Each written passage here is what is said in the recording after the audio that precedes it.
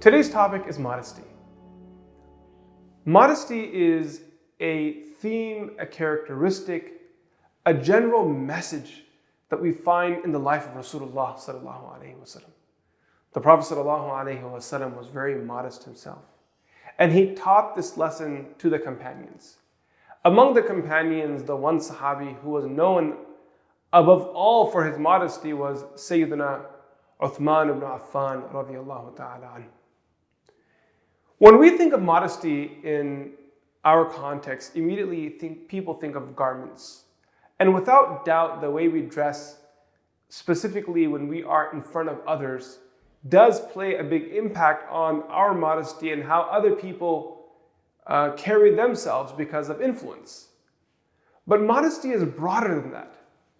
Modesty involves the way you speak, that when you are around other people, you respect boundaries and you don't make other people feel uncomfortable. The Sahaba described Rasulullah sallallahu alaihi wasallam as someone who was not obscene in his speech.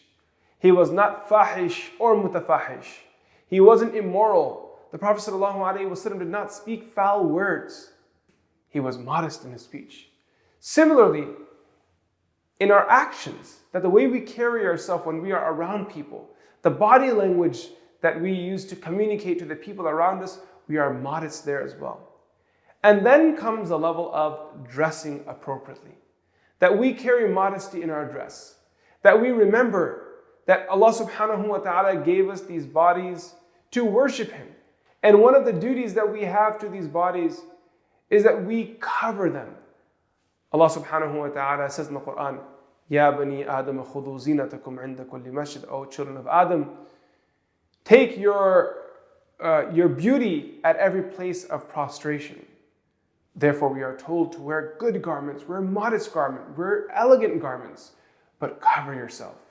Because in one narration, Rasulullah sallallahu alaihi wasallam spoke of a people who are clothed, but in reality they are unclothed. رُبَّ كَاسِيَاتٍ عَارِيَاتٍ مُمِيلَاتٍ مَائِلَاتٍ كَأَسْنِمَةِ الْبُخْتِ الْمَائِلَةِ. So in the first part of that narration, Rasulullah sallallahu alaihi wasallam, he tells us of people that are dressed, while in reality they are undressed. So there is a duty that each individual has, that when they step into their greater society and greater community, they give off the right vibes to everyone else. Through their speech, through their action, and through their dress. That you don't make other people feel uncomfortable. And on the other hand, Nabi sallallahu alaihi wasallam tells the other part of society, the other part of the community, that everyone else needs to now be respectful to everyone that you see. So one is the object being seen, and then there's the one that's seeing, and everyone is both at the same time. So as the one that is looking, I have to realize that when I step into the market, when I go to school, when I go to work, I don't control what people wear. However, what I do control is what I see. That it's my responsibility to remember that Allah subhanahu wa ta'ala is watching me. That Allah subhanahu wa ta'ala is observing me.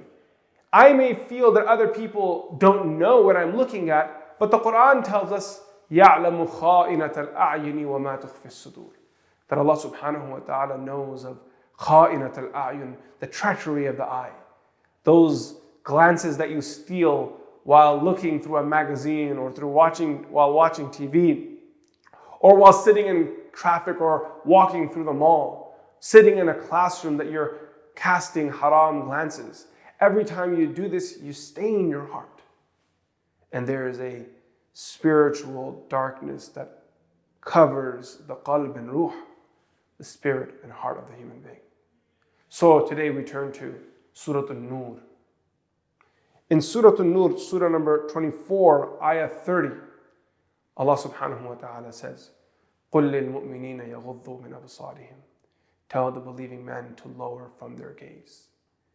وَيَحْفَظُوا فُرُوجَهُمْ. And to cover and protect their private areas. To protect and safeguard yourselves. And we are being told the two are connected.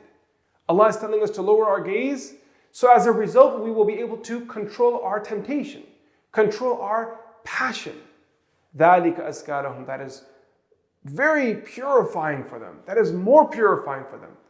إِنَّ اللَّهَ خَبِيرٌ بِمَا يَصْنَعُونَ. Allah is aware of what they do. May Allah subhanahu wa ta'ala give us the tawfiq to be mindful. People may or may not know of what we do, but we Muslims believe that Allah subhanahu wa ta'ala is aware of all. These eyes that we use today to disobey Allah are the very same eyes that will testify against us. When Allah asks them on the Day of Judgment, what did this person look at? They won't lie to Allah. They will speak the truth. Each of us will be held accountable. There is harm being done to society each time we cast a haram glance. And similarly, there is spiritual harm, a darkness that covers the heart. And ultimately, there's accountability with Allah. Inna Allah khabirun bima yasnaun. May Allah subhanahu wa ta'ala grant us tawfiq and accept. Wa sallallahu ta'ala ala Sayyidina Muhammad. Assalamu alaikum wa rahmatullahi wa barakatuh. Qalam is dedicated to the mission of making the knowledge of this beautiful religion of Islam accessible to everyone.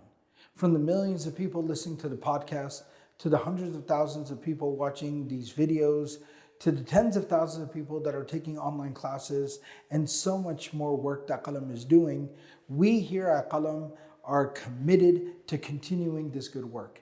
And this is where you come in. We're asking you to partner with us to secure your sadaqah jariyah of all the people that have benefited from Qalam, continue to learn from Qalam, and inshallah in the future will continue to learn and benefit from all the work that Qalam inshallah will continue to do.